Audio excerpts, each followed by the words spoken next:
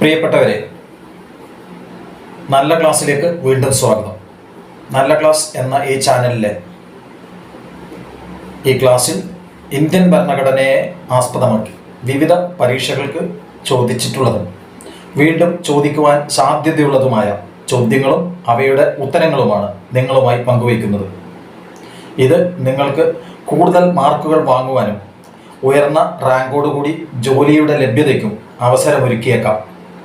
നല്ല ക്ലാസ് എന്ന ഈ ചാനലിലൂടെ ഞാൻ നിങ്ങളുമായി പങ്കുവയ്ക്കുന്ന ഈ ക്ലാസ്സിന് പുറമെ മറ്റ് പ്രഗത്ഭരായ അധ്യാപകരുടെയും പ്രസാധകരുടെയും ക്ലാസ്സുകൾ കൂടി ശ്രദ്ധിച്ച് പഠിക്കുവാൻ മറക്കരുത്. ഓരോ അറിവും നേട്ടമാകുമെന്ന കാര്യം എപ്പോഴും ഓർമ്മയിലുണ്ടാകണം. ലോകത്തിലെ ഏറ്റവും വലിയ നമ്മുടെ ഭരണഘടനയിലെ ഒരു ഭാഗവും അപ്രധാനങ്ങളല്ല. എങ്കിലും പ്രധാനപ്പെട്ടതെന്ന് തോന്നുന്ന ചോദ്യങ്ങൾ മാത്രമാണ് ഈ ക്ലാസ്സിൽ തിരഞ്ഞെടുത്തിരിക്കുന്നത്. ഭരണഘടനയുടെ എല്ലാ ഭാഗങ്ങളും നന്നായി പഠിക്കാൻ ശ്രമിക്കുക. പ്രിയപ്പെട്ടവരെ, നിങ്ങൾ എഴുതുന്ന ഈ പരീക്ഷ നിങ്ങൾക്ക് വിജയിക്കുവാനുള്ളതാണ്. നന്നായി പഠിച്ചാൽ നിങ്ങൾക്കതിന് കഴിയും. നിങ്ങൾക്കേ കഴിയൂ. നിങ്ങളെ ജയിക്കൂ. വിജയാശംസകൾ. നല്ല ക്ലാസ് എന്ന ഈ ചാനൽ ലൈക്ക് ചെയ്യുവാനും സബ്സ്ക്രൈബ് ചെയ്യുവാനും മറക്കരുത്. വിവരാവകാശ നിയമം, മനുഷ്യാവകാശ കമ്മീഷൻ എന്നീ വിഷയങ്ങളിലെ ചോദ്യോത്തരങ്ങൾ ഉൾപ്പെടുത്തിയ അടുത്ത ക്ലാസ് ഉടൻ നൽകുന്നതാണ്. എല്ലാ മത്സര പരീക്ഷകളിലും ഇന്ത്യൻ ഭരണഘടനയെ ആസ്പദമാക്കി 10 മാർക്കുകൾ വരെ ലഭിക്കാവുന്ന തരത്തിലുള്ള ചോദ്യങ്ങൾ ഉണ്ടാകാറുണ്ട്. ഇന്ത്യൻ പൗരൻ എന്ന നിലയിൽ ഇന്ത്യൻ ഭരണഘടനയെക്കുറിച്ച് നമുക്ക് അറിവ് അനിവാര്യമാണ്. ഇത് പരീക്ഷിക്കുന്ന രീതിയിലാണ് ചോദ്യങ്ങൾ ഏറെയും കണ്ടുവരുന്നത്. ഇന്ത്യൻ ഭരണഘടനയുടെ മുഖവുരയിൽ നിന്ന്, ആമുഖത്തിൽ നിന്ന് തന്നെ ചോദ്യങ്ങൾ ആരംഭിക്കാം.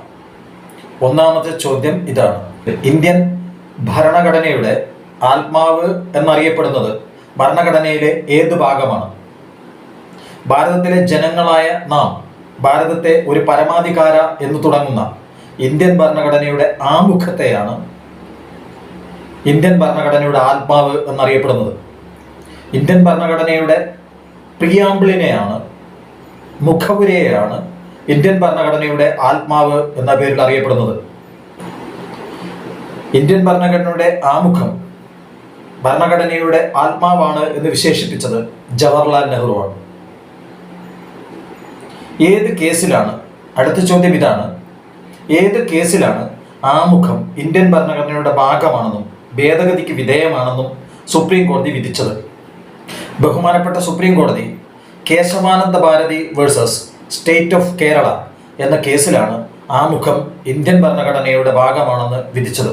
അടുത്ത ചോദ്യം ഇതാണ്: ഇന്ത്യൻ ഭരണഘടനയുടെ ആമുഖത്തിൽ സ്വാതന്ത്ര്യം, സമത്വം, സാഹോദര്യം എന്നീ വാക്കുകൾ ഉൾപ്പെടുത്തിയത് ഏത് വർഷമാണ്? ഇന്ത്യൻ ഭരണഘടനയുടെ ആമുഖത്തിൽ സ്വാതന്ത്ര്യം, സമത്വം, സാഹോദര്യം എന്നീ വാക്കുകൾ ഉൾപ്പെടുത്തിയത് ഏത് വർഷമാണ്? 1976 സ്വാതന്ത്ര്യം, സമത്വം, സാഹോദര്യം എന്നീ വാക്കുകൾ ഇന്ത്യൻ ഭരണഘടനയുടെ ആമുഖത്തിൽ ഉൾപ്പെടുത്തിയത്.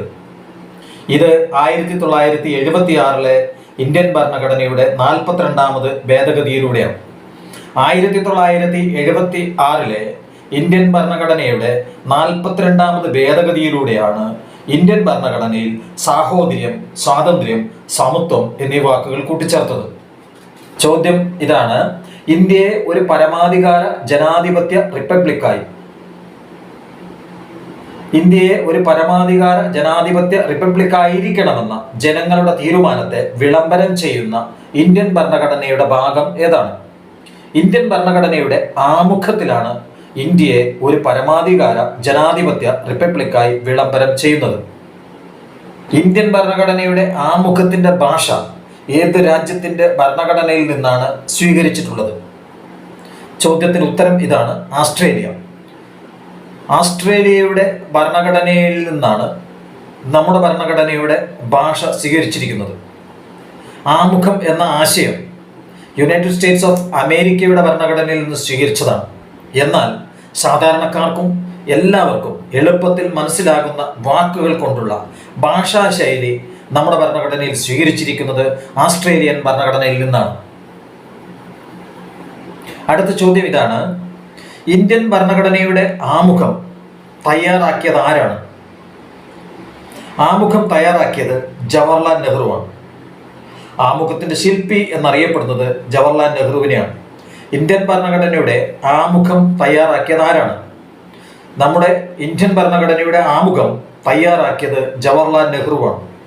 ഇന്ത്യൻ ഭരണഘടനയുടെ ആമുഖത്തിന്റെ ശില്പി എന്നറിയപ്പെടുന്നതും ജവഹർലാൽ നെഹ്റുവിനെയാണ്. ഏഴാമത്തെ ചോദ്യം ഇതാണ്: ഭരണഘടനയുടെ തിരിച്ചറിയൽ കാർഡാണ് ആമുഖം എന്ന് വിശേഷിപ്പിച്ചത് ആരാണ്? ഭരണഘടനയുടെ തിരിച്ചറിയൽ കാർഡാണ് ആമുഖം എന്ന് വിശേഷിപ്പിച്ചത് ആരാണ്? എൻ.എ. പാൽക്കിവാലയാണ് ഇന്ത്യൻ ഭരണഘടനയുടെ ആമുഖത്തെ ഭരണഘടനയുടെ തിരിച്ചറിയൽ കാർഡ് എന്ന് വിശേഷിപ്പിച്ചത്. ഭരണഘടനയുടെ തിരിച്ചറിയൽ കാർഡാണ് ആമുഖം എന്ന് വിശേഷിപ്പിച്ച വ്യക്തി ആരാണ്? നാനി എ പാൽക്കിവാലയാണ്.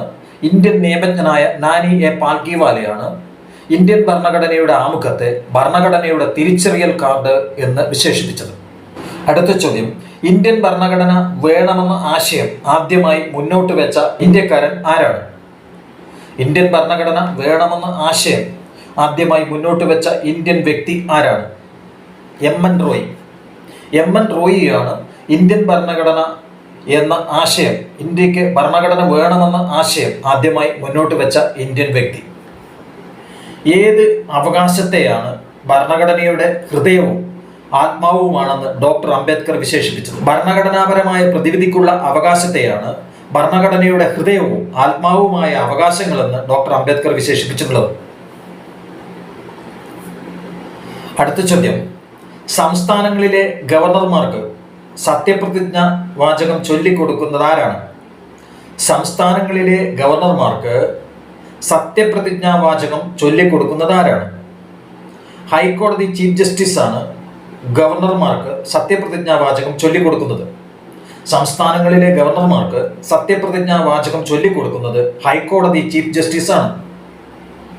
ഇന്ത്യയിൽ പ്രധാനമന്ത്രിയെ നിയമിക്കുന്നത് ആര്? ഇതാണ് അടുത്ത ചോദ്യം. ഇന്ത്യയിൽ പ്രധാനമന്ത്രിയെ നിയമിക്കുന്നത് ആരാണ്?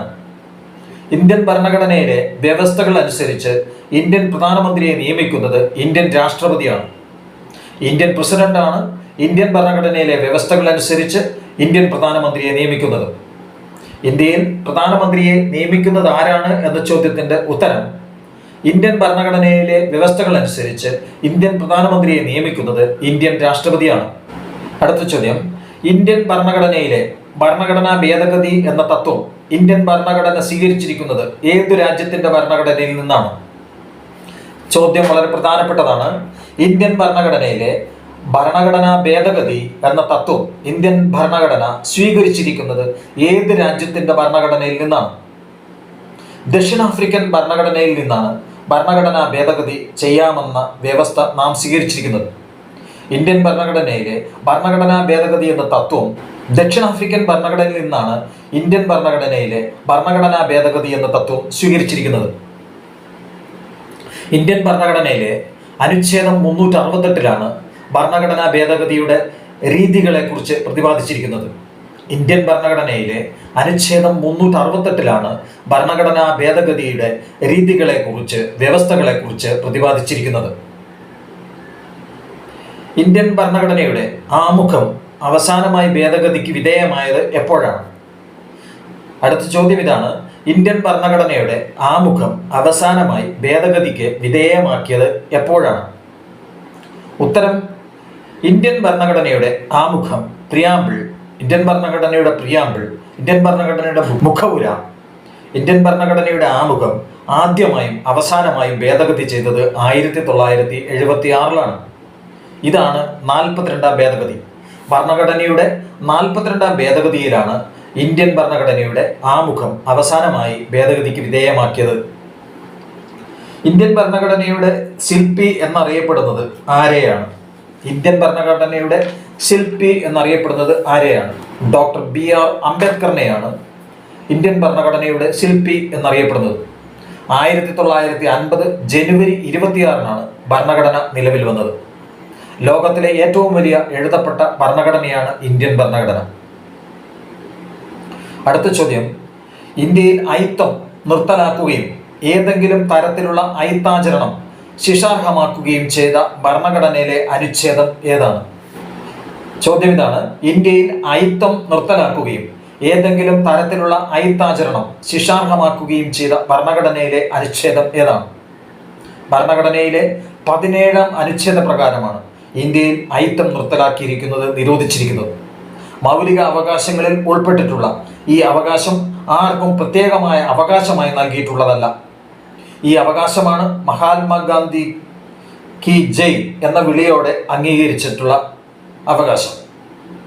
ഇത് 1950-ലാണ് ഭരണഘടനയിലെ 17-ാം അനുച്ഛേദ പ്രകാരം ഇന്ത്യയിൽ അയിത്തം നിരോധിച്ചിരിക്കുന്നത്. 1950-ലാണ് ഇന്ത്യയിൽ അയിത്തം നിരോധിച്ചിരിക്കുന്നത്. 15-ാമത്തെ ചോദ്യം ഇതാണ്: പൊതു നിയമനങ്ങളിൽ അവസര സമത്വം ഉറപ്പാക്കുന്ന ഇന്ത്യൻ ഭരണഘടനയിലെ അനുച്ഛേദം ഏതാണ്? അനുച്ഛേദം 16 പ്രകാരം പൊതു നിയമനങ്ങളിലെ അവസര സമത്വം ഉറപ്പാക്കുന്നു.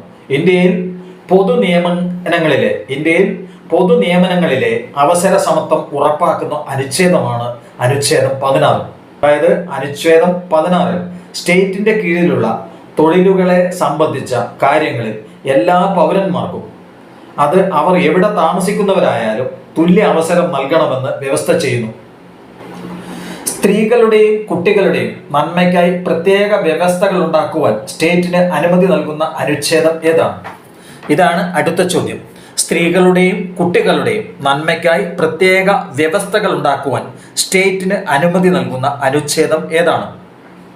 ഇന്ത്യൻ ഭരണഘടനയിലെ അനുച്ഛേദം 15(3) പ്രകാരം സ്ത്രീകളുടെയും കുട്ടികളുടെയും ഉന്നമനത്തിനായി പ്രത്യേക വ്യവസ്ഥകൾ നിർമ്മിക്കുവാൻ സ്റ്റേറ്റിന് അനുമതി നൽകിയിരിക്കുന്നു.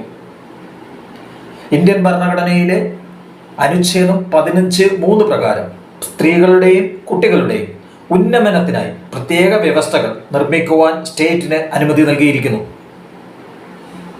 സ്ത്രീകളുടെയും കുട്ടികളുടെയും നന്മയ്ക്കായി പ്രത്യേക വ്യവസ്ഥകൾ ഉണ്ടാക്കുവാൻ സ്റ്റേറ്റിന് അനുമതി നൽകിയിരിക്കുന്ന അനുച്ഛേദമാണ് അനുച്ഛേദം 15(3). അനുച്ഛേദം 15(3) പ്രകാരം സ്ത്രീകളുടെയും കുട്ടികളുടെയും ഉന്നമനത്തിനായി പ്രത്യേക വ്യവസ്ഥകൾ നിർമ്മിക്കുവാൻ സ്റ്റേറ്റിന് അനുമതി നൽകിയിട്ടുണ്ട്. 18-ാമത്തെ ചോദ്യം ഇതാണ്: ഇന്ത്യൻ ഭരണഘടനയുടെ ഏത് ഭാഗത്താണ് മൗലിക അവകാശങ്ങൾ ഉൾപ്പെടുത്തിയിരിക്കുന്നത്? വളരെ ലളിതമായ ചോദ്യവും എന്നാൽ മിക്കപ്പോഴും ചോദിക്കുന്ന ഒരു ചോദ്യവുമാണ്. ഇന്ത്യൻ ഭരണഘടനയുടെ ഏത് ഭാഗത്താണ് മൗലിക അവകാശങ്ങൾ ഉൾപ്പെടുത്തിയിരിക്കുന്നത്? ഇന്ത്യൻ ഭരണഘടനയിൽ അതിൻ്റെ 3-ാം ഭാഗത്താണ് മൗലിക അവകാശങ്ങൾ എന്ന ഭാഗം ഉൾപ്പെടുത്തിയിരിക്കുന്നത്. ഇന്ത്യൻ ഭരണഘടനയുടെ 3-ാം ഭാഗത്താണ് മൗലിക അവകാശങ്ങൾ എന്ന ഭാഗം ഉൾപ്പെടുത്തിയിരിക്കുന്നത്. മൗലിക അവകാശങ്ങൾ എന്ന ആശയം സ്വീകരിച്ചിരിക്കുന്നത് USA-യുടെ ഭരണഘടനയിൽ നിന്നാണ്. യുണൈറ്റഡ് സ്റ്റേറ്റ്സ് ഓഫ് അമേരിക്കയുടെ ഭരണഘടനയിൽ നിന്നാണ് മൗലിക അവകാശങ്ങൾ എന്ന ആശയം നാം സ്വീകരിച്ചിരിക്കുന്നത്.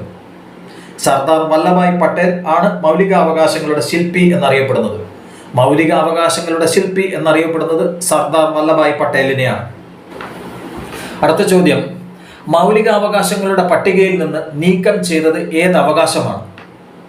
മൗലികാവകാശങ്ങളുടെ പട്ടികയിൽ ഉണ്ടായിരുന്നതും എന്നാൽ പിന്നീട് നീക്കം ചെയ്തതുമായ അവകാശം ഏതാണ്? സ്വത്തവകാശമാണ് മൗലികാവകാശങ്ങളുടെ പട്ടികയിൽ നിന്ന് നീക്കം ചെയ്ത അവകാശം. സ്വത്ത് ആർജിക്കുവാനും കൈവശം വെക്കുവാനും കൈമാറ്റം ചെയ്യുവാനുള്ള അവകാശം. മൗലികാവകാശങ്ങളുടെ പട്ടികയിൽ നിന്ന് നീക്കം ചെയ്ത അവകാശമാണ് സ്വത്തവകാശം. സ്വത്തവകാശമാണ് മൗലിക അവകാശങ്ങളുടെ പട്ടികയിൽ നിന്ന് നീക്കം ചെയ്ത അവകാശം. സ്വത്ത് ആർജിക്കുവാനും കൈവശം വെക്കുവാനും കൈമാറ്റം ചെയ്യുവാനുമുള്ള അവകാശം ഭരണഘടനയുടെ 44-ാം ഭേദഗതി പ്രകാരം മൗലിക അവകാശങ്ങളുടെ പട്ടികയിൽ നിന്ന് നീക്കം ചെയ്തു. അടുത്ത ചോദ്യം: ഇന്ത്യൻ ഭരണഘടനയിലെ മൗലിക അവകാശങ്ങളിൽ എത്ര തരത്തിലുള്ള സ്വാതന്ത്ര്യങ്ങളെയാണ് ഉൾപ്പെടുത്തിയിരിക്കുന്നത്? ഇന്ത്യൻ ഭരണഘടനയിലെ മൗലിക അവകാശങ്ങളിൽ എത്ര തരത്തിലുള്ള സ്വാതന്ത്ര്യങ്ങളെയാണ് ഉൾപ്പെടുത്തിയിരിക്കുന്നത്? ഉത്തരം 6 തരത്തിലുള്ള സ്വാതന്ത്ര്യങ്ങളെയാണ് ഇന്ത്യൻ ഭരണഘടനയിലെ മൗലിക അവകാശങ്ങളിൽ സ്വാതന്ത്ര്യങ്ങൾക്കുള്ള അവകാശമായി കണക്കാക്കിയിരിക്കുന്നത്. മൗലിക അവകാശങ്ങളിൽ വെച്ചേറ്റവും മൗലികമായിട്ടുള്ളത് വ്യക്തി സ്വാതന്ത്ര്യം തന്നെയാണ്. അനുച്ഛേദം 19 പ്രകാരം 6 തരം സ്വാതന്ത്ര്യങ്ങളാണുള്ളത്. അനുച്ഛേദം 19 പ്രകാരമുള്ള 6 സ്വാതന്ത്ര്യങ്ങൾ ഇന്ത്യൻ പൗരന്മാർക്ക് മാത്രം ലഭിക്കുന്ന സ്വാതന്ത്ര്യങ്ങളാണ്. അവ പ്രസംഗത്തിനും അഭിപ്രായത്തിനുമുള്ള സ്വാതന്ത്ര്യം, ആയുധങ്ങളില്ലാതെ സമാധാനപരമായി യോഗം ചേരുവാനുള്ള സ്വാതന്ത്ര്യം, അസോസിയേഷനുകളും സംഘടനകളും രൂപീകരിക്കുവാനുള്ള അവകാശം, ഇന്ത്യൻ പ്രദേശത്ത് മുഴുവൻ സ്വതന്ത്രമായി സഞ്ചരിക്കുവാനുള്ള സ്വാതന്ത്ര്യം, ഇന്ത്യയിൽ എവിടെയും താമസിക്കുവാനും സ്ഥിരവാസം ഉറപ്പിക്കുവാനുമുള്ള സ്വാതന്ത്ര്യം. ഏത് ജോലി ചെയ്യുന്നതിനും ഏത് തൊഴിലും വ്യാപാരവും ചെയ്യുന്നതിനുമുള്ള അവകാശം. എന്നാൽ ഇന്ത്യയുടെ ഐക്യവും പരമാധികാരവും സംരക്ഷിക്കുവാൻ ഈ അവകാശങ്ങളുടെ മേൽ സ്റ്റേറ്റിന് നിയമങ്ങളും നിയന്ത്രണങ്ങളും ഉണ്ടാക്കാവുന്നതാണ്. മറ്റൊരു ചോദ്യം ഇതാണ്: ഇന്ത്യൻ ഭരണഘടനയിൽ ജീവനും സ്വത്തിനും സംരക്ഷണം നൽകണമെന്ന് അനുശാസിക്കുന്ന അനുച്ഛേദം ഏതാണ്? ഇന്ത്യൻ ഭരണഘടനയിൽ ജീവനും സ്വത്തിനും സംരക്ഷണം നൽകണമെന്ന് അനുശാസിക്കുന്ന അനുച്ഛേദം ഏതാണ്? അനുച്ഛേദം 21. അനുച്ഛേദം 21 ഇന്ത്യയിൽ ഭരണഘടനയിൽ ജീവനും സ്വത്തിനും സംരക്ഷണം നൽകണമെന്ന് അനുശാസിക്കുന്ന അനുച്ഛേദം. ഇന്ത്യൻ ഭരണഘടനയിൽ ജീവനും സ്വത്തിനും സംരക്ഷണം നൽകണമെന്ന് അനുശാസിക്കുന്ന അനുച്ഛേദമാണ് അനുച്ഛേദം 21. അടിയന്തരാവസ്ഥ പ്രഖ്യാപിക്കുമ്പോഴും നിലനിൽക്കുന്ന മൗലികാവകാശങ്ങൾ ഏതൊക്കെയാണ്? മൗലികാവകാശങ്ങളിലെ അനുച്ഛേദങ്ങളായ 20, 21 എന്നിവയാണ് അടിയന്തരാവസ്ഥ പ്രഖ്യാപിക്കുമ്പോഴും നിലനിൽക്കുന്ന മൗലികാവകാശങ്ങൾ. അടുത്ത ചോദ്യം: ഇന്ത്യൻ ഭരണഘടന അനുസരിച്ച് ഗവർണർമാരായി നിയമിക്കണമെങ്കിൽ പൗരന്മാർക്ക് എത്ര വയസ്സ് പൂർത്തിയായിരിക്കണം? ഇന്ത്യയിൽ ഭരണഘടന അനുസരിച്ച് ഗവർണർമാരായി നിയമിക്കപ്പെടണമെങ്കിൽ പൗരന്മാർക്ക് എത്ര വയസ്സ് പൂർത്തിയായിരിക്കണം? ഗവർണറായി നിയമിക്കപ്പെടണമെങ്കിൽ ഇന്ത്യൻ പൗരന് 35 വയസ്സ് പൂർത്തിയായിരിക്കണം. ഗവർണർമാർക്ക് ശമ്പളം നൽകുന്നത് സംസ്ഥാന സഞ്ചിത നിധിയിൽ നിന്നാണ്. ഇന്ത്യയിൽ ഗവർണറായി നിയമിക്കപ്പെടണമെങ്കിൽ ഇന്ത്യയിൽ ഒരു സംസ്ഥാനത്തിൻ്റെ ഗവർണറായി ഒരു വ്യക്തിയെ, ഒരു പൗരനെ നിയമിക്കപ്പെടണമെങ്കിൽ ആ പൗരന് 35 വയസ്സ് പൂർത്തിയായിരിക്കണം. ഗവർണർ രാജി സമർപ്പിക്കേണ്ടത് രാഷ്ട്രപതിക്കാണ്. സംസ്ഥാന നിയമോപദേഷ്ടാവായ അഡ്വക്കേറ്റ് ജനറലിനെ നിയമിക്കുന്നത് ഗവർണറാണ്. സംസ്ഥാന നിയമോപദേഷ്ടാവായ അഡ്വക്കേറ്റ് ജനറലിനെ നിയമിക്കുന്നത് ഗവർണറാണ്. കേന്ദ്ര സർക്കാരിന് നിയമോപദേശം നൽകുന്ന അറ്റോർണി ജനറലിനെ നിയമിക്കുന്നത് രാഷ്ട്രപതിയാണ്. അറ്റോർണി ജനറൽ മന്ത്രിസഭ അംഗമല്ലെങ്കിൽ കൂടി പാർലമെന്റിന്റെ ഇരുസഭകളിലും പ്രസംഗിക്കുവാൻ അറ്റോർണി ജനറലിന് അവകാശമുണ്ടായിരിക്കും. അടുത്ത ചോദ്യം: ഇന്ത്യയിലെ ഏത് കോടതിയെയാണ് കോർട്ട് ഓഫ് റെക്കോർഡ്സ് ആയി പരിഗണിക്കുന്നത്? ചോദ്യം: ഇന്ത്യയിലെ ഏത് കോടതിയെയാണ് കോർട്ട് ഓഫ് റെക്കോർഡ്സ് ആയി പരിഗണിക്കുന്നത്?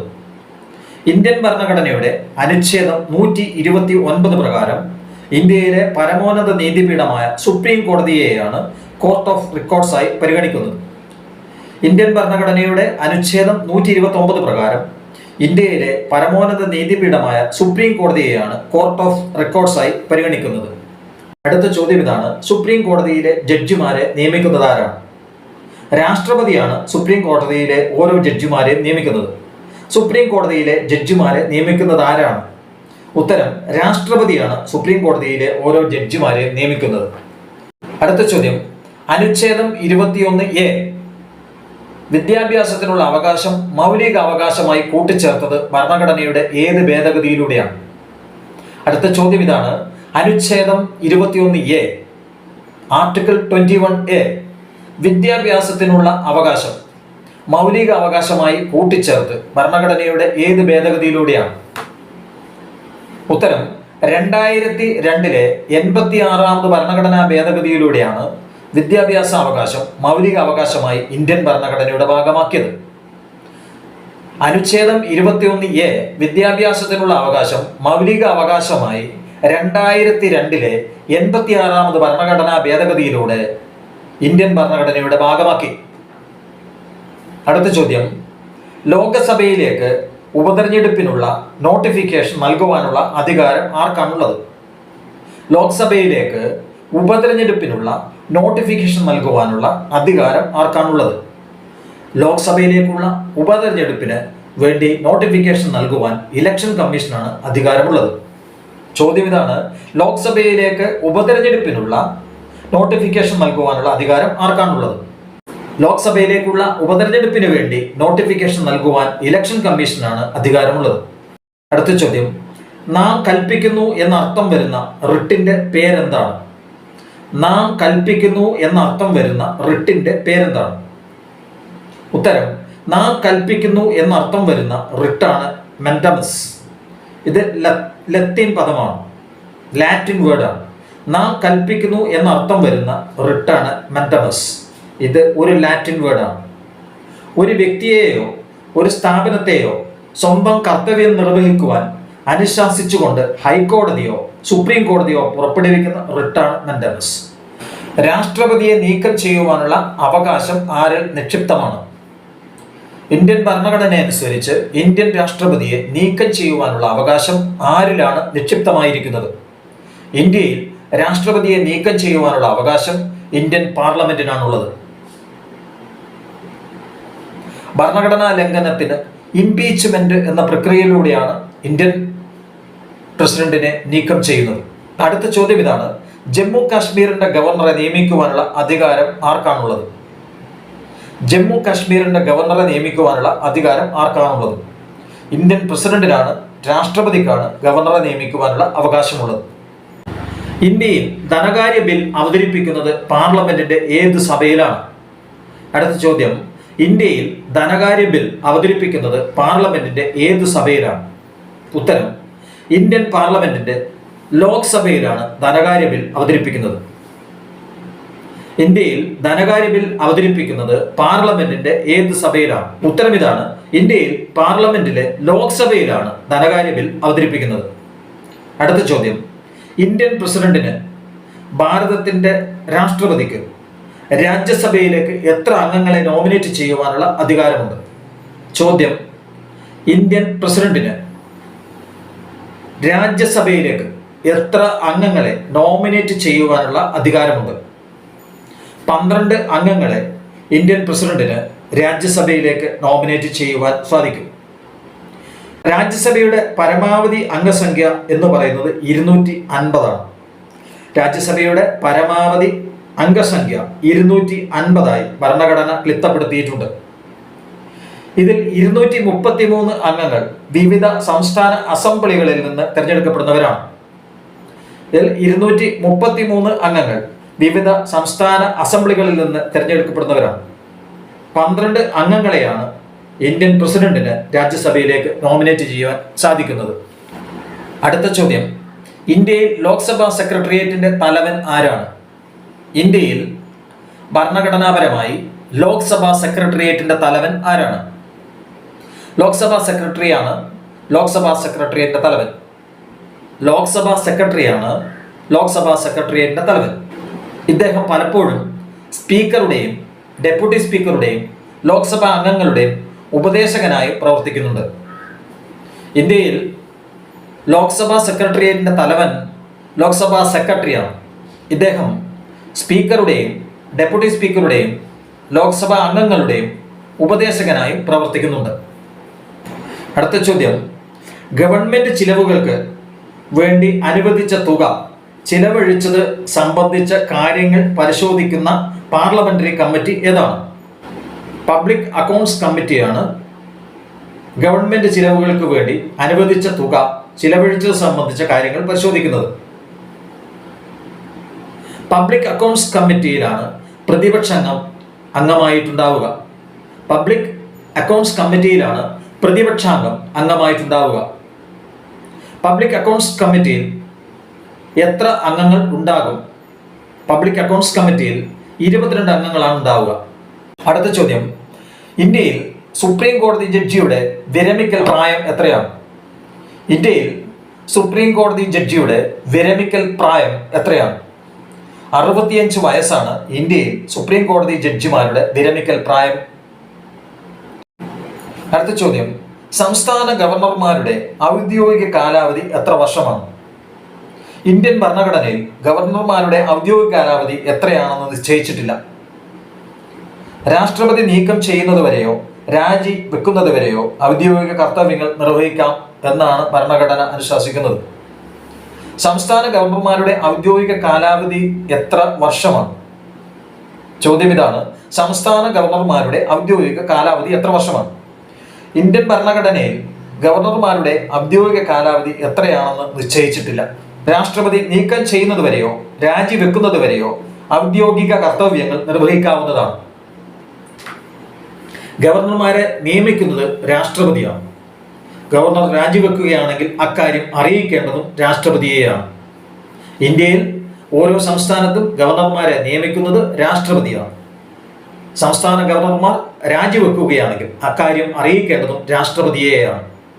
അടുത്ത ചോദ്യം, ഇന്ത്യൻ ഭരണഘടന അനുസരിച്ച് പിരിച്ചുവിടലിന് വിധേയമാകാത്ത പാർലമെന്റിന്റെ സഭ ഏതാണ്?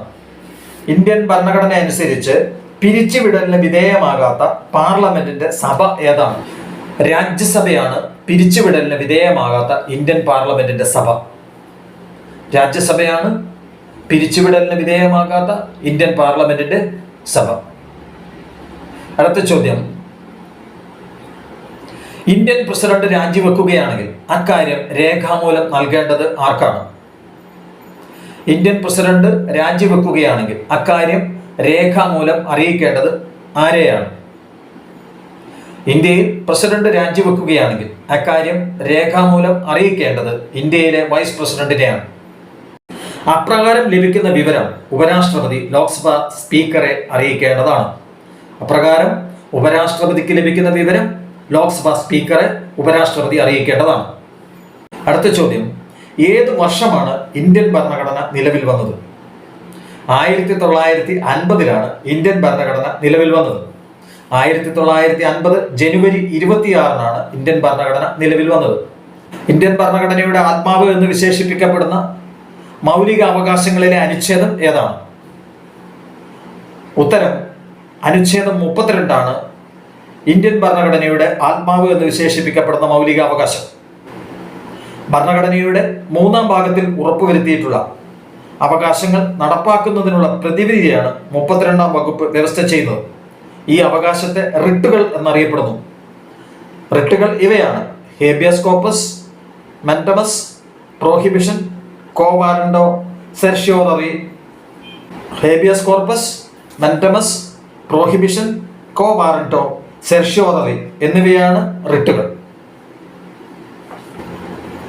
അടുത്ത ചോദ്യം, ഇന്ത്യൻ ഭരണഘടനയുടെ ഏത് ഭാഗത്തിലാണ് സഞ്ചാര സ്വാതന്ത്ര്യം ഉൾപ്പെടുത്തിയിരിക്കുന്നത്? ഇന്ത്യൻ ഭരണഘടനയുടെ ഏത് ഭാഗത്തിലാണ് സഞ്ചാര സ്വാതന്ത്ര്യം ഉൾപ്പെടുത്തിയിരിക്കുന്നത്? ഭരണഘടനയുടെ 3-ാം ഭാഗമായ മൗലിക അവകാശങ്ങളിലാണ് പൗരന്റെ സഞ്ചാര സ്വാതന്ത്ര്യം ഉൾപ്പെടുത്തിയിട്ടുള്ളത്. ഇന്ത്യൻ ഭരണഘടനയുടെ ഏത് ഭാഗത്തിലാണ് ഇന്ത്യയിൽ സഞ്ചാര സ്വാതന്ത്ര്യം ഉൾപ്പെടുത്തിയിരിക്കുന്നത്? ഭരണഘടനയുടെ 3-ാം ഭാഗമായ മൗലിക അവകാശങ്ങളിലാണ് സഞ്ചാര സ്വാതന്ത്ര്യം ഉൾപ്പെടുത്തിയിട്ടുള്ളത്. ഇത് മൗലിക അവകാശങ്ങളിൽ അനുച്ഛേദം 19 പ്രകാരമാണ് ലഭിക്കുന്നത്. അടുത്ത ചോദ്യം, ഇന്ത്യയിൽ ലോകസഭയിലേക്കുള്ള തെരഞ്ഞെടുപ്പിൽ എത്ര വയസ്സായ സ്ത്രീകൾക്ക് വോട്ടവകാശമുണ്ട്?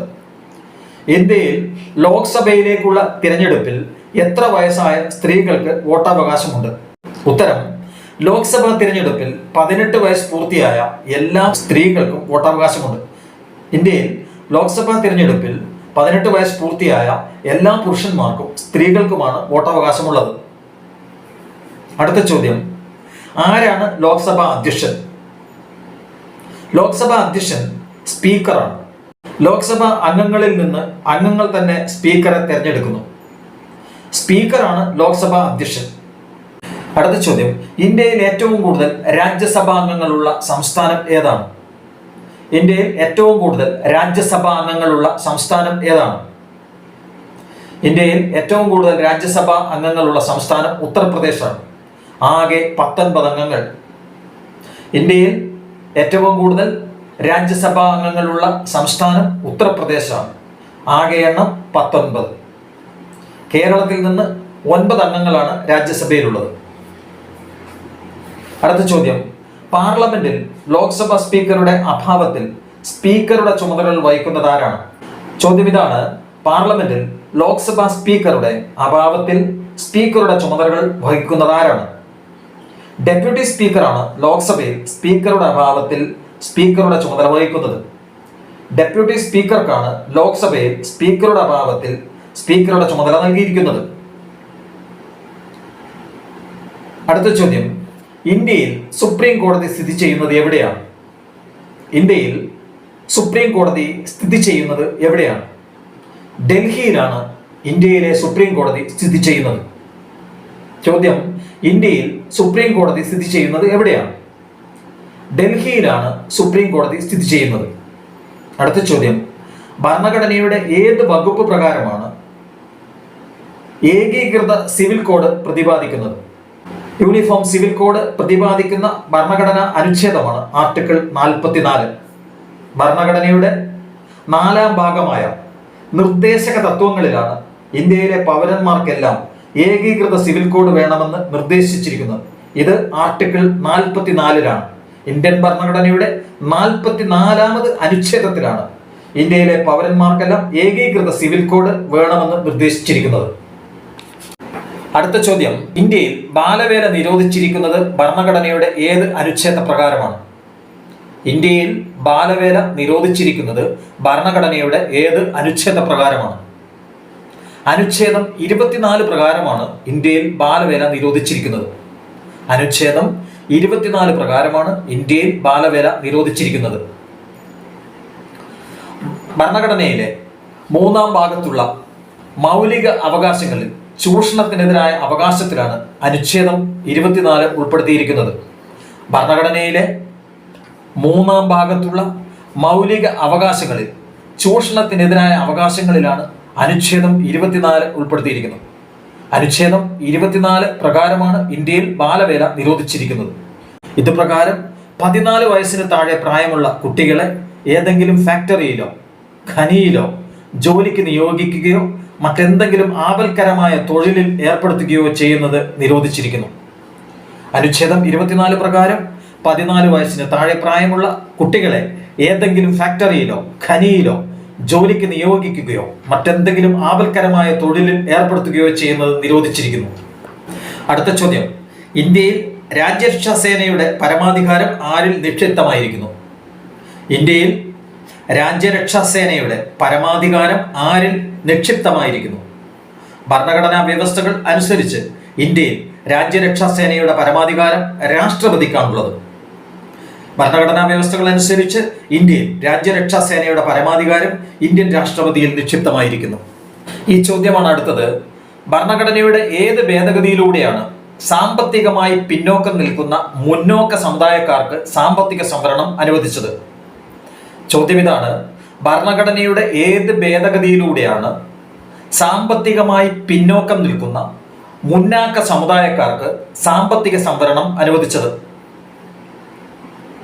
2019 103-ാം ഭരണഘടനാ ഭേദഗതി പ്രകാരമാണ് ഇന്ത്യയിൽ സാമ്പത്തികമായി പിന്നോക്കം നിൽക്കുന്ന മുന്നോക്ക സമുദായക്കാർക്ക് സാമ്പത്തിക സംവരണം അനുവദിച്ചത്. 2019 103-ാം ഭരണഘടനാ ഭേദഗതി പ്രകാരമാണ് ഇന്ത്യയിൽ സാമ്പത്തികമായി പിന്നോക്കം നിൽക്കുന്ന മുന്നോക്ക സമുദായക്കാർക്ക് സാമ്പത്തിക സംവരണം അനുവദിച്ചത്. അടുത്ത ചോദ്യം, തുല്യമായ ജോലിക്ക് സ്ത്രീകൾക്കും പുരുഷന്മാർക്കും തുല്യമായ വേതനം ലഭ്യമാക്കുക എന്ന ലക്ഷ്യം ഉറപ്പാക്കുന്ന ഇന്ത്യൻ ഭരണഘടനയുടെ ഭാഗം ഏതാണ്? ചോദ്യം ഇതാണ്, തുല്യമായ ജോലിക്ക് സ്ത്രീകൾക്കും പുരുഷന്മാർക്കും തുല്യമായ വേതനം ലഭ്യമാക്കുക എന്ന ലക്ഷ്യം ഉറപ്പാക്കുന്ന ഇന്ത്യൻ ഭരണഘടനയുടെ ഭാഗം ഏതാണ്? ഉത്തരം, ഭരണഘടനയുടെ 4-ാം ഭാഗത്ത് ഉൾക്കൊള്ളിച്ചിരിക്കുന്ന നിർദ്ദേശക തത്വങ്ങളിലെ 39-ാം അനുച്ഛേദ പ്രകാരമാണ് തുല്യ ജോലിക്ക് തുല്യ വേതനം എന്ന തത്വം അംഗീകരിച്ചിരിക്കുന്നത്. ഭരണഘടനയുടെ 4-ാം ഭാഗത്ത് ഉൾക്കൊള്ളിച്ചിരിക്കുന്ന നിർദ്ദേശക തത്വങ്ങളിലെ 39-ാം അനുച്ഛേദ പ്രകാരമാണ് തുല്യ ജോലിക്ക് തുല്യ വേതനം ലഭ്യമാക്കണമെന്ന ലക്ഷ്യം ഉറപ്പാക്കുന്ന ഭാഗം ഉൾപ്പെടുത്തിയിരിക്കുന്നു. ഇന്ത്യൻ ഭരണഘടനയുടെ 39-ാം അനുച്ഛേദ പ്രകാരമാണ് തുല്യ ജോലിക്ക് തുല്യ വേതനം എന്ന തത്വം അംഗീകരിച്ചിരിക്കുന്നത്. ഇത് ഇന്ത്യൻ ഭരണഘടനയുടെ 4-ാം ഭാഗത്ത് ഉൾക്കൊള്ളിച്ചിരിക്കുന്ന നിർദ്ദേശക തത്വങ്ങളിൽ ഉൾപ്പെടുന്നു. അടുത്ത ചോദ്യം, ഇന്ത്യയിൽ എല്ലാവർക്കും നീതി ഉറപ്പാക്കുന്നതിന് വേണ്ടി സ്ത്രീകൾക്കും കുട്ടികൾക്കും സാമ്പത്തികമായും മറ്റു പിന്നോക്കം നിൽക്കുന്നവർക്കും സൗജന്യമായ നിയമസഹായം ഉറപ്പാക്കുന്ന അനുച്ഛേദം ഏതാണ്? ഇന്ത്യയിൽ എല്ലാവർക്കും നീതി ഉറപ്പാക്കുന്നതിന് വേണ്ടി സ്ത്രീകൾക്കും കുട്ടികൾക്കും സാമ്പത്തികമായും മറ്റും പിന്നോക്കം നിൽക്കുന്നവർക്കും സൗജന്യമായ നിയമസഹായം ഉറപ്പാക്കുന്ന ഭരണഘടനയിലെ വകുപ്പ് അനുച്ഛേദം ഏതാണ്? ഇന്ത്യൻ ഭരണഘടനയുടെ 4-ാം ഭാഗമായ നിർദ്ദേശക തത്വങ്ങളിലെ അനുച്ഛേദം 39A പ്രകാരമാണ് സൗജന്യ നിയമസഹായം എല്ലാവർക്കും ഉറപ്പു നൽകുന്നത്. ഭരണഘടനയുടെ അനുച്ഛേദം 39A പ്രകാരമാണ് സൗജന്യ നിയമസഹായം എല്ലാവർക്കും ഉറപ്പു നൽകുന്നത്. ഇതിന് സംസ്ഥാന തലത്തിൽ സംസ്ഥാന നിയമസേവന അതോറിറ്റിയും ജില്ലാ തലത്തിൽ ജില്ലാ നിയമസേവന അതോറിറ്റിയും പ്രവർത്തിക്കുന്നുണ്ട്. അടുത്ത ചോദ്യം, മതം, ജാതി, വർഗം, ലിംഗം, ജന്മസ്ഥലം എന്നിവയുടെ അടിസ്ഥാനത്തിൽ ഒരു പൗരനോടും വിവേചനം പാടില്ല എന്ന് പറയുന്ന ഭരണഘടനാപരമായ വകുപ്പ് ഏതാണ്? അടുത്ത ചോദ്യം ഇതാണ്, മതം, ജാതി, വർഗം, ലിംഗം, ജന്മസ്ഥലം എന്നിവയുടെ അടിസ്ഥാനത്തിൽ ഒരു പൗരനോടും വിവേചനം പാടില്ല എന്ന് പറയുന്ന ഭരണഘടനയിലെ വകുപ്പ് ഏതാണ്? വകുപ്പ് 15. അനുച്ഛേദം 15 പ്രകാരമാണ് ഇന്ത്യയിലെ ഒരു പൗരനോടും മതം, ജാതി, വർഗം, ലിംഗം, ജന്മസ്ഥലം എന്നിവയുടെ അടിസ്ഥാനത്തിൽ വിവേചനം പാടില്ല എന്നനുശാസിക്കുന്നത്. അടുത്ത ചോദ്യം, ഗ്രാമസഭകൾ നിലവിൽ വന്നത് ഭരണഘടനയുടെ ഏത് ഭേദഗതിയിലൂടെയാണ്? ചോദ്യം ഇതാണ്, ഗ്രാമസഭകൾ നിലവിൽ വന്നത് ഭരണഘടനയുടെ ഏത് ഭേദഗതിയിലൂടെയാണ്?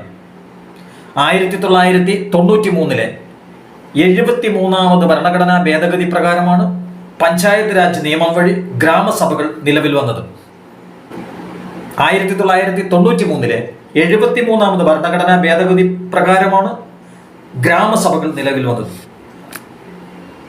അനുച്ഛേദം 243B പ്രകാരം ഓരോ പഞ്ചായത്തിലെയും ഗ്രാമതലത്തിലുള്ള വോട്ടർ പട്ടികയിൽ പേരുൾപ്പെടുത്തിയിട്ടുള്ള വോട്ടർമാർ ഉൾപ്പെടുന്ന വേദിയാണ് ഗ്രാമസഭ.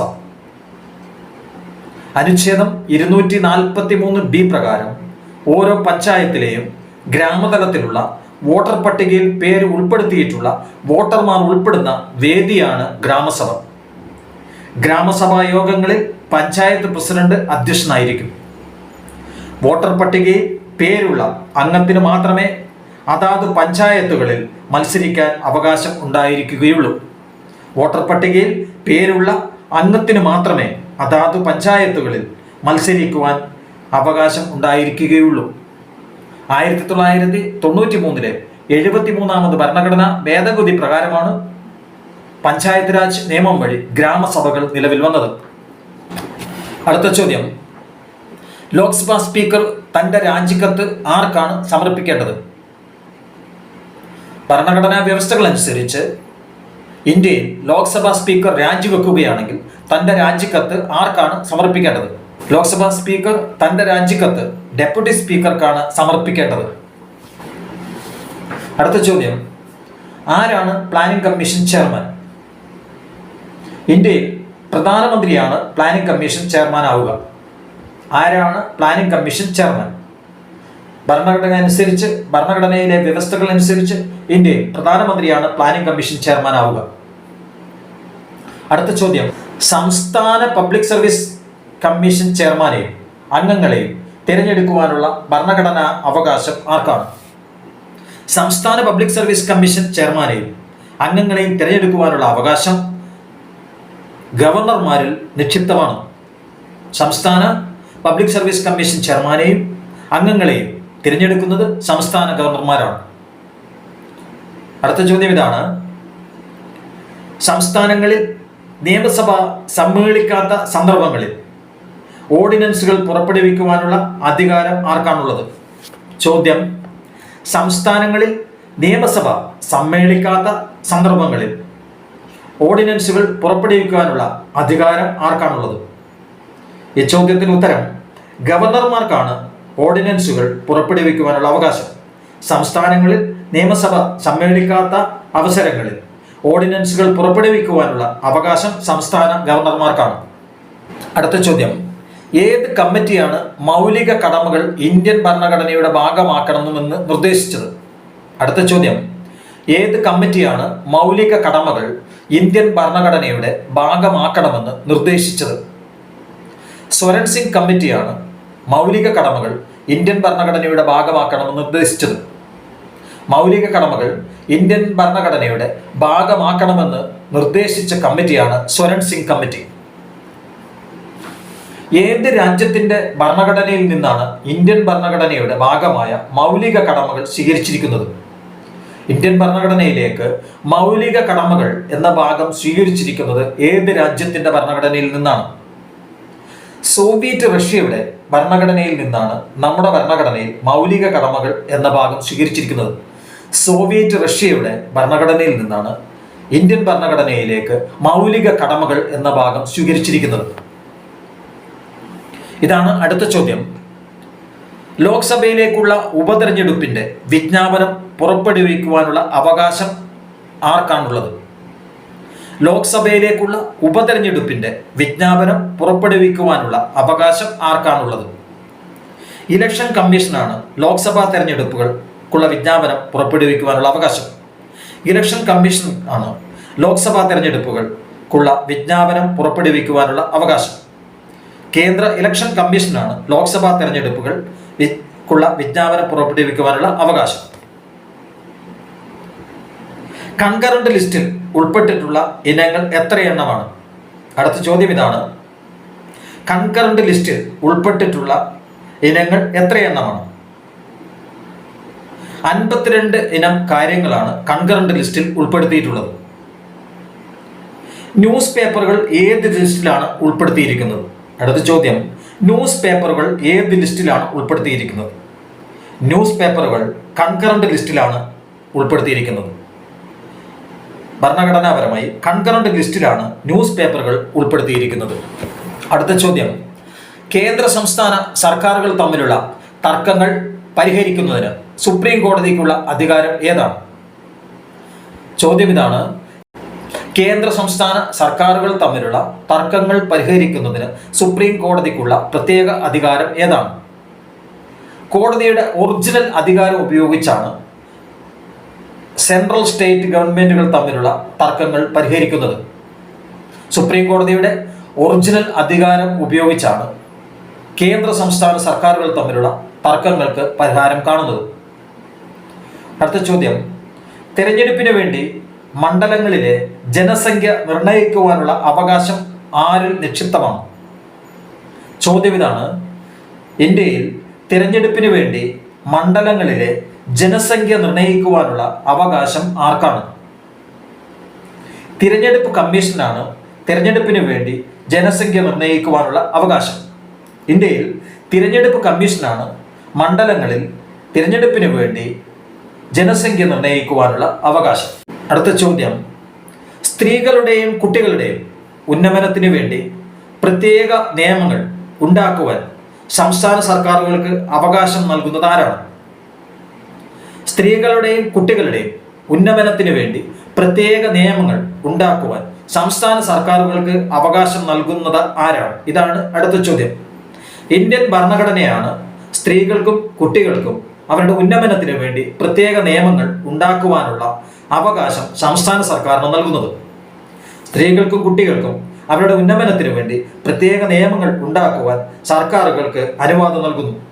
അനുച്ഛേദം 15(3) പ്രകാരമാണ് ഇത് സാധ്യമാകുന്നത്. അടുത്ത ചോദ്യം. സംസ്ഥാന മുഖ്യമന്ത്രിക്കും മന്ത്രിമാർക്കും സത്യപ്രതിജ്ഞ ചൊല്ലിക്കൊടുക്കുന്നതിനുള്ള അധികാരം ആർക്കാണ്? ചോദ്യം ഇതാണ്. സംസ്ഥാന മുഖ്യമന്ത്രിക്കും മന്ത്രിമാർക്കും സത്യപ്രതിജ്ഞ ചൊല്ലിക്കൊടുക്കാനുള്ള അധികാരം, അവകാശം ആർക്കാണ്? സംസ്ഥാന ഗവർണർമാർക്കാണ് മുഖ്യമന്ത്രിക്കും മന്ത്രിമാർക്കും സത്യപ്രതിജ്ഞ ചൊല്ലിക്കൊടുക്കുവാനുള്ള അവകാശം. അടുത്ത ചോദ്യം. രാജ്യത്ത് പ്രസിഡന്റും വൈസ് പ്രസിഡന്റും നിലവിലില്ലാത്ത അവസരത്തിൽ പ്രസിഡന്റിന്റെ ചുമതല ആരാണ് നിറവേറ്റുക? ചോദ്യം ഇതാണ്. രാജ്യത്ത് പ്രസിഡന്റും വൈസ് പ്രസിഡന്റും നിലവിൽ ഇല്ലാത്ത അവസരത്തിൽ പ്രസിഡന്റിന്റെ ചുമതല ആരാണ് നിറവേറ്റുക? രാജ്യത്ത് പ്രസിഡന്റും വൈസ് പ്രസിഡന്റും നിലവിൽ ഇല്ലാത്ത സമയത്ത് ചീഫ് ജസ്റ്റിസ് ഓഫ് ഇന്ത്യയാണ് ആ ചുമതല നിറവേറ്റുന്നത്. രാജ്യത്ത് പ്രസിഡന്റും വൈസ് പ്രസിഡന്റും നിലവിൽ ഇല്ലാത്ത സാഹചര്യത്തിൽ ചീഫ് ജസ്റ്റിസ് ഓഫ് ഇന്ത്യയാണ് ആ ചുമതല നിർവഹിക്കുന്നത്. അടുത്ത ചോദ്യം. ഒരു വ്യക്തിയെ അറസ്റ്റ് ചെയ്താൽ ആ വ്യക്തിയെ എത്ര മണിക്കൂറിനുള്ളിൽ കോടതി മുമ്പാകെ ഹാജരാക്കണമെന്നാണ് വ്യവസ്ഥ? അറസ്റ്റ് ചെയ്ത് 24 മണിക്കൂറിനുള്ളിൽ മജിസ്ട്രേറ്റിന് മുൻപിൽ ഹാജരാക്കണമെന്നതാണ് നിയമം. ഒരു വ്യക്തിയെ അറസ്റ്റ് ചെയ്ത് 24 മണിക്കൂറിനുള്ളിൽ മജിസ്ട്രേറ്റിന് മുമ്പിൽ ആ വ്യക്തിയെ ഹാജരാക്കണം എന്നുള്ളതാണ് നിയമം. അടുത്ത ചോദ്യം ഇതാണ്: രാജ്യത്തെ പരമോന്നത നീതിപീഠം ഏതാണ്? നമ്മുടെ രാജ്യത്തെ, ഇന്ത്യയിലെ പരമോന്നത നീതിപീഠം ഏതാണ്? ഉത്തരം ഇതാണ്: സുപ്രീം കോടതിയാണ് ഇന്ത്യയിൽ പരമോന്നത നീതിപീഠം. ഇന്ത്യയിലെ പരമോന്നത നീതിപീഠം സുപ്രീം കോടതിയാണ്. അടുത്ത ചോദ്യം: വധശിക്ഷ താൽക്കാലികമായി സസ്പെൻഡ് ചെയ്യുവാനുള്ള പ്രസിഡന്റിനുള്ള അവകാശമാണ് റിപ്രയോഗം. ചോദ്യം ഇതാണ്: താൽക്കാലികമായി വധശിക്ഷ സസ്പെൻഡ് ചെയ്യുവാനുള്ള പ്രസിഡന്റിനുള്ള അവകാശത്തിന്റെ പേരെന്താണ്? താൽക്കാലികമായി വധശിക്ഷ സസ്പെൻഡ് ചെയ്യുവാൻ പ്രസിഡന്റിനുള്ള അവകാശമാണ് റിപ്രയോഗം, ഒഴിവാക്കുക എന്നതാണ് അതിൻ്റെ അർത്ഥം.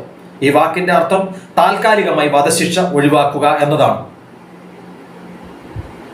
അടുത്ത ചോദ്യം: ഇന്ത്യയിൽ ഒരു പുതിയ സംസ്ഥാനം നിർമ്മിക്കുവാൻ പാർലമെന്റിനാണ് അവകാശമുള്ളത്. അടുത്ത ചോദ്യം: ഇന്ത്യയിൽ പ്രസിഡന്റിനെ പദവിയിൽ നിന്ന് നീക്കം ചെയ്യുന്നതിനുള്ള നടപടിയുടെ പേരെന്താണ്? ഇന്ത്യയിൽ പ്രസിഡന്റിനെ പദവിയിൽ നിന്ന് നീക്കം ചെയ്യുന്നതിനുള്ള നടപടിയുടെ പേരെന്താണ്? ഇന്ത്യയിൽ പ്രസിഡന്റിനെ നീക്കം ചെയ്യുന്ന നടപടിയുടെ പ്രസിഡന്റിനെ നീക്കം ചെയ്യുന്ന പ്രക്രിയയുടെ പേരാണ് ഇംപീച്ച്മെന്റ്. ഇന്ത്യയിൽ മൗലിക അവകാശങ്ങൾ നിഷ്പ്രഭമാകുന്നത് ഏത് സാഹചര്യത്തിലാണ്? അടുത്ത ചോദ്യം ഇതാണ്: ഇന്ത്യയിലെ മൗലിക അവകാശങ്ങൾ നിഷ്പ്രഭമാകുന്നത് ഏതു സാഹചര്യത്തിലാണ്? ഉത്തരം: ഇന്ത്യയിൽ അടിയന്തരാവസ്ഥ പ്രഖ്യാപിക്കുമ്പോൾ മൗലിക അവകാശങ്ങൾ നിഷ്പ്രഭമാകുന്നു. ഇന്ത്യയിൽ അടിയന്തരാവസ്ഥ പ്രഖ്യാപിക്കുമ്പോൾ മൗലിക അവകാശങ്ങളെല്ലാം നിഷ്പ്രഭമാകുന്നു. അടുത്ത ചോദ്യം: പാർലമെന്റിന്റെ ഇരുസഭകളിലും അംഗമല്ലാത്ത ഒരു വ്യക്തി മന്ത്രിയായി തിരഞ്ഞെടുക്കപ്പെട്ടാൽ എത്ര മാസത്തിനുള്ളിൽ ആ വ്യക്തി തിരഞ്ഞെടുപ്പിൽ മത്സരിച്ച് വിജയിച്ചു വരണം? ചോദ്യം ഇതാണ്: പാർലമെന്റിന്റെ ഇരുസഭകളിലും അംഗമല്ലാത്ത ഒരു വ്യക്തി മന്ത്രിയായി തിരഞ്ഞെടുക്കപ്പെട്ടാൽ എത്ര മാസത്തിനുള്ളിൽ ആ വ്യക്തി തിരഞ്ഞെടുപ്പിനെ അഭിമുഖീകരിച്ച് മത്സരിച്ച് വിജയിച്ചു വരണം? 6 മാസത്തിനുള്ളിൽ. പാർലമെന്റിൽ ഇരുസഭകളിലും അംഗമല്ലാത്ത ഒരു വ്യക്തി മന്ത്രിയായി തിരഞ്ഞെടുക്കപ്പെട്ടാൽ 6 മാസത്തിനുള്ളിൽ തിരഞ്ഞെടുപ്പിനെ അഭിമുഖീകരിച്ച് മത്സരിച്ച് വിജയിച്ചു വരേണ്ടതാണ്. അടുത്ത ചോദ്യം: ഇന്ത്യയിൽ പ്രധാനമന്ത്രിയായി തിരഞ്ഞെടുക്കപ്പെടണമെങ്കിൽ ഏറ്റവും കുറഞ്ഞ പ്രായപരിധി എത്രയാണ്? ഇന്ത്യയിൽ പ്രധാനമന്ത്രിയായി തിരഞ്ഞെടുക്കപ്പെടണമെങ്കിൽ 25 വയസ്സ് പൂർത്തിയായിരിക്കണം. അടുത്ത ചോദ്യം: ഇന്ത്യയിൽ വൈസ് പ്രസിഡന്റിനെതിരെയുള്ള ഇംപീച്ച്മെന്റ് നടപടികൾ പാർലമെന്റിന്റെ ഏത് സഭയിലാണ് ആരംഭിക്കുന്നത്? ഇന്ത്യയിൽ വൈസ് പ്രസിഡന്റിനെതിരെയുള്ള ഇംപീച്ച് നടപടികൾ പാർലമെന്റിന്റെ രാജ്യസഭയിലാണ് ആരംഭിക്കുന്നത്. അടുത്ത ചോദ്യം: ഭരണഘടന അനുസരിച്ച് ഇന്ത്യയിൽ എത്ര തരം അടിയന്തരാവസ്ഥകൾ വ്യവസ്ഥ ചെയ്യുന്നു? ഇന്ത്യയിൽ ഭരണഘടന അനുസരിച്ച് എത്ര തരം അടിയന്തരാവസ്ഥകൾ വ്യവസ്ഥ ചെയ്യുന്നു? ഭരണഘടന അനുസരിച്ച് ഇന്ത്യയിൽ 3 തരം അടിയന്തരാവസ്ഥകൾ വ്യവസ്ഥ ചെയ്യുന്നു. 3 തരം അടിയന്തരാവസ്ഥകളാണ് ഭരണഘടന അനുസരിച്ച് ഇന്ത്യയിൽ വ്യവസ്ഥ ചെയ്തിട്ടുള്ളത്. ഇന്ത്യയിൽ രാഷ്ട്രീയ പാർട്ടികൾക്ക് അംഗീകാരം നൽകുന്നത് ആരാണ്? ഇന്ത്യയിൽ ഭരണഘടന അനുസരിച്ച് രാഷ്ട്രീയ പാർട്ടികൾക്ക് അംഗീകാരം നൽകുന്നത് ആരാണ്? രാഷ്ട്രീയ പാർട്ടികൾക്ക് അംഗീകാരം നൽകുന്നത് ഇലക്ഷൻ കമ്മീഷനാണ്. ഉത്തരവിതാണ്: രാഷ്ട്രീയ പാർട്ടികൾക്ക് അംഗീകാരം നൽകുന്നത് ഇലക്ഷൻ കമ്മീഷനാണ്. അടുത്ത ചോദ്യം: ഇന്ത്യയിൽ ചീഫ് ഇലക്ഷൻ കമ്മീഷണറെ നിയമിക്കുന്നത് ആരാണ്? ഇന്ത്യയിൽ ചീഫ് ഇലക്ഷൻ കമ്മീഷണറെ നിയമിക്കുന്നത് ആരാണ്? ഇന്ത്യയിൽ ചീഫ് ഇലക്ഷൻ കമ്മീഷണറെ നിയമിക്കുന്നത് രാഷ്ട്രപതിയാണ്. ഇന്ത്യയിൽ ചീഫ് ഇലക്ഷൻ കമ്മീഷണറെ നിയമിക്കുന്നത് രാഷ്ട്രപതിയാണ്. അടുത്ത ചോദ്യം ഇതാണ്: ഇന്ത്യയിൽ പ്രസിഡന്റിന്റെ ഔദ്യോഗിക കാലാവധി എത്ര വർഷമാണ്? പ്രസിഡന്റിന്റെ ഔദ്യോഗിക കാലാവധി ഇന്ത്യയിൽ എത്ര വർഷമാണ്? ഉത്തരം: 5 വർഷമാണ് പ്രസിഡന്റിന്റെ ഔദ്യോഗിക കാലാവധി. ഭരണഘടനാപരമായി ഇന്ത്യയിൽ 5 വർഷക്കാലമാണ് പ്രസിഡന്റിന്റെ ഔദ്യോഗിക കാലാവധി. അടുത്ത ചോദ്യം ഇതാണ്: ആദായ നികുതി ചുമത്തുവാനും പിരിക്കുവാനുമുള്ള അവകാശം ഏത് ഗവൺമെന്റിലാണ് നിക്ഷിപ്തമായിരിക്കുന്നത്? ഇന്ത്യയിൽ ആദായ നികുതി ചുമത്തുവാനും പിരിക്കുവാനുമുള്ള അവകാശം ഏത് ഗവൺമെന്റിലാണ് നിക്ഷിപ്തമായിരിക്കുന്നത്? ഉത്തരം: കേന്ദ്ര സർക്കാരിനാണ് ഇന്ത്യയിൽ ആദായ നികുതി ചുമത്തുവാനും പിരിക്കുവാനുമുള്ള അവകാശം. കേന്ദ്ര സർക്കാരിനാണ് ഇന്ത്യയിൽ ആദായ നികുതി ചുമത്തുവാനും പിരിക്കുവാനുള്ള ഭരണഘടനാപരമായ അവകാശം. അടുത്ത ചോദ്യം, ഇന്ത്യൻ പ്രസിഡന്റിനെ നീക്കം ചെയ്യുവാനുള്ള അവകാശം ആർക്കാണ്? ചോദ്യം ഇതാണ്, ഇന്ത്യൻ പ്രസിഡന്റിനെ നീക്കം ചെയ്യുവാനുള്ള അവകാശം ആർക്കാണ്? ഇന്ത്യയിൽ പാർലമെന്റിനാണ് പ്രസിഡന്റിനെ നീക്കം ചെയ്യുവാനുള്ള അവകാശം. ഇന്ത്യൻ ഭരണഘടന അനുസരിച്ച് ഇന്ത്യൻ പാർലമെന്റിനാണ് പ്രസിഡന്റിനെ നീക്കം ചെയ്യുവാനുള്ള അവകാശം. അടുത്ത ചോദ്യം, ലോക്സഭയുടെ ലീഡർ എന്നറിയപ്പെടുന്നത് ആരെയാണ്? അടുത്ത ചോദ്യം, ലോക്സഭയുടെ ലീഡർ എന്നറിയപ്പെടുന്നത് ആരെയാണ്? ഇന്ത്യൻ പ്രധാനമന്ത്രിയെയാണ് ലോക്സഭയുടെ ലീഡർ എന്നറിയപ്പെടുന്നത്. പ്രധാനമന്ത്രിയെയാണ് ലോക്സഭയുടെ ലീഡർ എന്നറിയപ്പെടുന്നത്. ഇന്ത്യയിൽ ലോക്സഭയുടെ ലീഡർ എന്നറിയപ്പെടുന്നത് പ്രധാനമന്ത്രിയെയാണ്. ചോദ്യം ഇതാണ്, ഏത് ഭരണഘടനാ ഭേദഗതിയിലൂടെയാണ് മൗലിക കടമകൾ ഇന്ത്യൻ ഭരണഘടനയിൽ കൂട്ടിച്ചേർത്തത്? ഉത്തരം 1976 42ാമത് ഭേദഗതിയിലൂടെയാണ് ഇന്ത്യൻ ഭരണഘടനയിൽ മൗലിക കടമകൾ കൂട്ടിച്ചേർത്തിട്ടുള്ളത്. 1976 42ാമത് ഭേദഗതിയിലൂടെയാണ് ഇന്ത്യൻ ഭരണഘടനയിൽ മൗലിക കടമകൾ കൂട്ടിച്ചേർത്തിട്ടുള്ളത്. അടുത്ത ചോദ്യം, മൗലിക കടമകൾ ഇന്ത്യൻ ഭരണഘടനയുടെ ഏത് ഭാഗത്താണ് ഉൾപ്പെടുത്തിയിരിക്കുന്നത്? ചോദ്യം ഇതാണ്, മൗലിക കടമകൾ ഇന്ത്യൻ ഭരണഘടനയുടെ ഏത് ഭാഗത്താണ് ഉൾപ്പെടുത്തിയിരിക്കുന്നത്? മൗലിക കടമകൾ ഇന്ത്യൻ ഭരണഘടനയുടെ 4A എന്ന ഭാഗത്താണ് ഉൾപ്പെടുത്തിയിരിക്കുന്നത്. മൗലിക കടമകൾ ഇന്ത്യൻ ഭരണഘടനയുടെ 4A എന്ന ഭാഗത്താണ് ഉൾപ്പെടുത്തിയിരിക്കുന്നത്. 4A എന്ന ഭാഗത്തിൽ അനുച്ഛേദം 51A മൗലിക കടമകൾ ഉൾക്കൊള്ളിച്ചിട്ടുള്ളത്. ഇന്ത്യൻ ഭരണഘടനയുടെ അനുച്ഛേദം 51A മൗലിക കടമകൾ ഏതൊക്കെയൊന്ന് പ്രതിപാദിച്ചിരിക്കുന്നത്. അടുത്ത ചോദ്യം, 1986 ദേശീയ വിദ്യാഭ്യാസ നയം ഭരണഘടനയിലെ ഏത് അനുച്ഛേദത്തെ അധിഷ്ഠിതമാക്കിയാണ് കൊണ്ടുവന്നിരിക്കുന്നത്? ചോദ്യം ഇതാണ്, 1986 ദേശീയ വിദ്യാഭ്യാസ നയം ഭരണഘടനയിലെ ഏത് അനുച്ഛേദത്തിന്റെ അധിഷ്ഠിതമായിട്ടാണ് കൊണ്ടുവന്നിട്ടുള്ളത്? 1986 ദേശീയ വിദ്യാഭ്യാസ നയം ഭരണഘടനയുടെ അനുച്ഛേദം 51A പ്രകാരമാണ് നടപ്പിലാക്കിയിരിക്കുന്നത്. 1986 ദേശീയ വിദ്യാഭ്യാസ നയം ഭരണഘടന അനുച്ഛേദം 51A പ്രകാരമാണ് നടപ്പിലാക്കിയിരിക്കുന്നത്. പ്രിയപ്പെട്ടവരെ, നിങ്ങൾക്ക് ഈ ക്ലാസ് ഏറെ പ്രയോജനകരമാകുമെന്ന് വിശ്വസിക്കുന്നു. നല്ല ക്ലാസ് എന്ന ഈ ചാനൽ ലൈക്ക് ചെയ്യുവാനും സബ്സ്ക്രൈബ് ചെയ്യുവാനും മറക്കരുത്. ഈ ക്ലാസ്സിന് പുറമെ മറ്റ് പ്രഗത്ഭരായ അധ്യാപകരുടെയും പ്രസാധകരുടെയും ക്ലാസ്സുകൾ കൂടി കേൾക്കുകയും വായിക്കുകയും ചെയ്യുവാൻ മറക്കരുത്. പരമാവധി അറിവുമായി ആത്മധൈര്യത്തോടെ പരീക്ഷകൾ അഭിമുഖീകരിക്കുക. വിജയം നിങ്ങളുടേത് മാത്രമാകാം. ആശംസകൾ. നിങ്ങൾക്ക് നന്ദി. നമസ്കാരം.